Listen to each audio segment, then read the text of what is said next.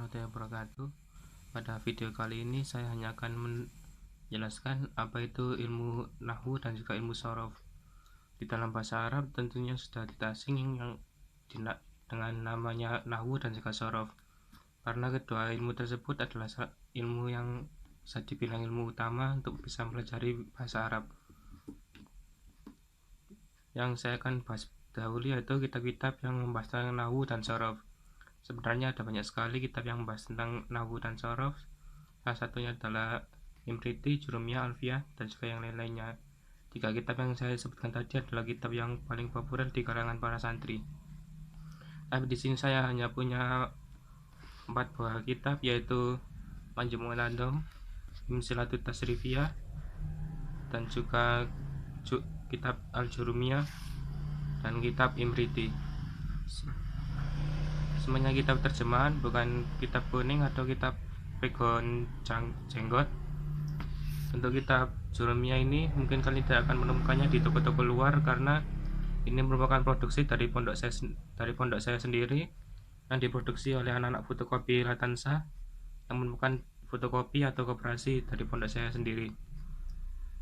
Sebenarnya bukan pondok saya, cuma saya pondok di sini sebagai santri.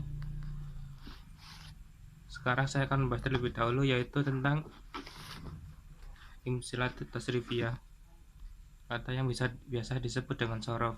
Ini merupakan salah satu kitab paling populer di kalangan santri, yang dimana kitab ini yang paling sering digunakan untuk menerangkan ilmu shorof, karena memang ini adalah kitab shorof. Kita buka pada halaman pertama. Ini sudah ada ceritanya, karena ini bukanlah kitab yang baru, tapi sudah lama saya pakai untuk mengaji. Baik, di sini ada banyak sekali tulisan yang bahasa. Ya, mohon maaf tadi ada gangguan sedikit dari teman saya. Sekarang kita lanjutkan videonya. Di sini ada banyak sekali tulisan bahasa Arab yang sudah pasti setiap tulisan atau setiap kalimat memiliki arti tersendiri. Cara membaca dari kitab shorof ini adalah menyamping. Ini adalah bagian istilahi. Yang disebut istilahi atau tulisan yang di sini ini al-istilahi. Cara bacanya adalah seperti ini. Fa'ala yaf'ulu fa'alan maf'alan fa huwa fa'ilun wa zaka maf'ulun ufulla taf'ul maf'alun maf'alun mif'alun. Setiap kata ini memiliki arti tersendiri-sendiri tergantung dari tergantung dari syagot yang ada pada kalimat tersebut. Tasrif ini ada dua macam, yaitu istilahi dan juga lugawi. Contoh yang lugawi adalah yang seperti ini. Ini ada di halaman 36. Ini adalah lugawi yang paling awal. Contohnya adalah seperti ini. Ini cara bacanya adalah ke bawah. Contohnya adalah fa'ala fa'ala fa'alu fa'alat fa'alata fa'alna fa'alta fa'altum maf'altum fa'alti fa'altum maf'altunna fa'altu fa'alna. Ini adalah lugawi yang fi'il mudhari. Sedangkan ini adalah yang fi'il madi, yaf'ulu, yaf'ulani, yaf'uluna, dan juga seterusnya. Sama bacanya adalah ke bawah. Nah, buat teman-teman yang ingin belajar tentang shorof, kalau kalian memakai kitab ini mungkin akan agak kesulitan. Mengapa? Karena pertama tulisannya tidak terlalu jelas. Bisa kalian lihat sendiri, tulisannya ini tidak terlalu jelas ya. Mungkin di bawah ini mungkin jelas, tapi di bab kedua ini ada beberapa tulisan yang harokatnya tidak sama seperti bacaannya. Contohnya seperti ini. Ini tulisannya adalah uf'ul dan utrib. Seharusnya bacaannya adalah if'il dan idrib. Nah, apabila kalian ingin yang lebih jelas, saya menyarankan kepada kalian untuk membeli saja kitab Majmu'un Nadom. Di sini terdapat banyak sekali nadom, mulai dari Alala, Mutlab, Tanbihul Muta'alim. Bahkan juga 3 kitab yang terkenal saya sebutkan tadi, yaitu Imriti, Jurumiyah, dan Alfiyah. Dan juga di dalamnya ada Imsilatut Tasrifiyah, yaitu diselempitkan pada bab tersendiri.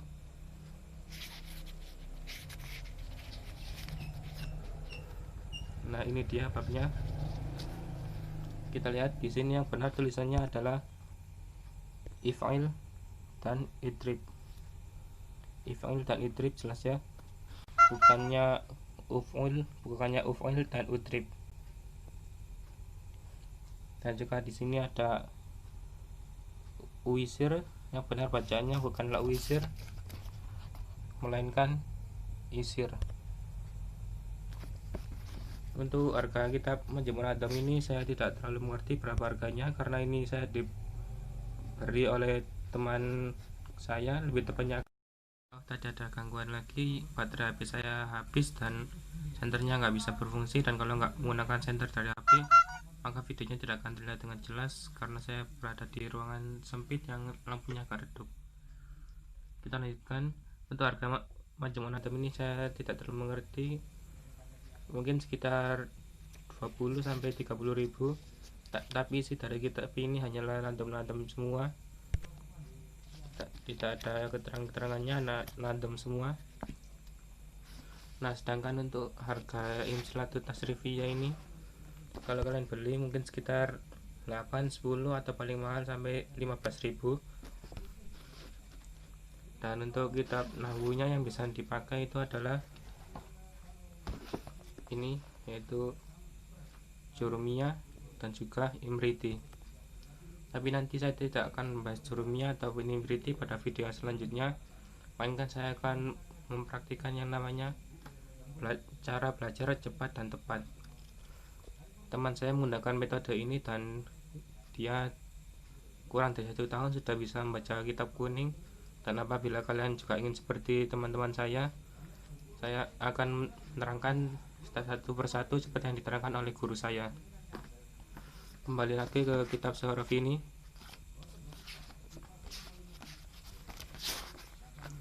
Kitab Sorof ini memiliki, setiap kalimat memiliki kata yang berbeda-beda. Kalau istilah itu tergantung dari sewotnya. Jika fi'il madhi artinya lampau, fi'il mudhari sedang, dan juga seterusnya. Ini nanti juga akan saya bahas pada video yang lain. Dan juga pada tasrif lugawi ini juga memiliki arti yang berbeda-beda, tapi ini yang banyak berbeda bukanlah sewot namanya, melainkan domir. Contohnya adalah fa'ala adalah kemasukan domir huwa yang artinya dia laki-laki satu. Jadi fa'ala ini artinya adalah dia laki-laki satu sudah berbuat. Fa'ala yang kedua ini ya, kemasukan domir huma yang artinya dua laki-laki yang apabila diartikan jadi dua laki-laki sudah berbuat. Begitu juga seterusnya ke bawah ini ada keterangan sendiri, nanti saya akan jadikan satu atau mungkin jadi di video yang lain dengan yang tasrif istilah ini tadi. Dan juga di sini sebelah sini ada ini namanya sahih, mudha'af, jawab, ini semua namanya adalah bina. Nanti juga saya akan terangkan pada video tersendiri. Sebenarnya mengapa sih kok ilmu nahwu sorof itu disebut sebagai ilmu yang paling utama dalam bahasa Arab?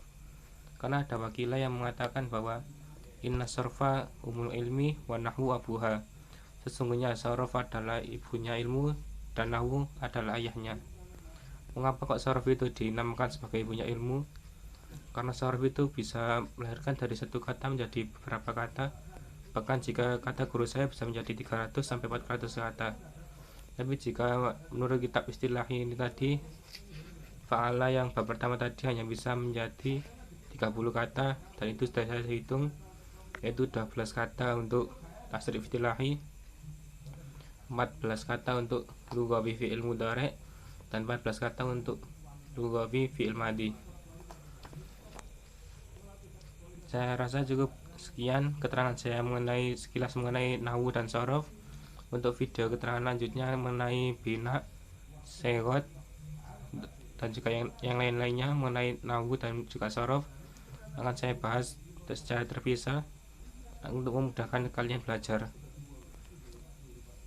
Saya sarankan sebelum kalian lanjut ke video yang selanjutnya, kalian membeli dulu dua kitab. Yang paling utama adalah kitab ini, kitab Al-Istilah ini. Untuk kedua kitab ini tidak terlalu penting,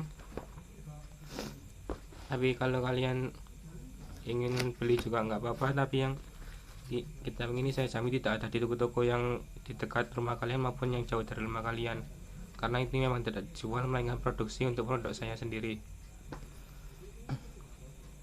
Tapi untuk kalian lebih jelasnya, lebih baik kalian beli Anjumuk Atom ini karena harganya lebih tepat. Sekian sedikit pembicaraan dari saya. Assalamualaikum warahmatullahi wabarakatuh.